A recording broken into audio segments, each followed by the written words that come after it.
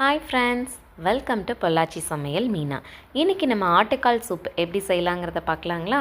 நான் இன்றைக்கி 2 காலை நல்லா க்ளீன் பண்ணி எடுத்து வச்சுருக்கேன்.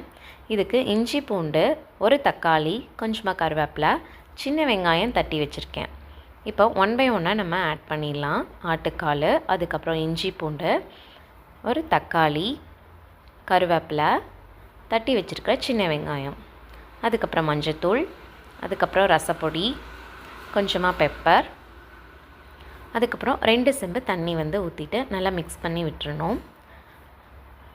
அதுக்கப்புறம் தேவையான அளவு உப்பையும் போட்டுட்டு நல்லா மிக்ஸ் பண்ணி மூடி போட்டு ஒரு 12 விசில் நல்லா விட்டுருங்க.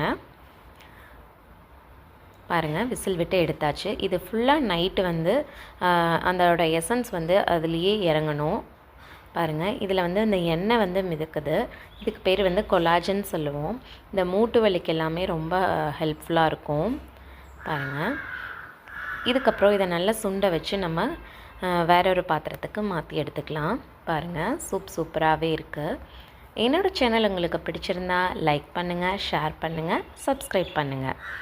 பாருங்கள், கால் எல்லாமே வெந்திருக்கு. இந்த காலையும் நல்லா கடித்து சாப்பிடுங்க, ஸ்ட்ரென்த் நல்லாவே இருக்கும். தேங்க்யூ ஃபார் வாட்சிங்.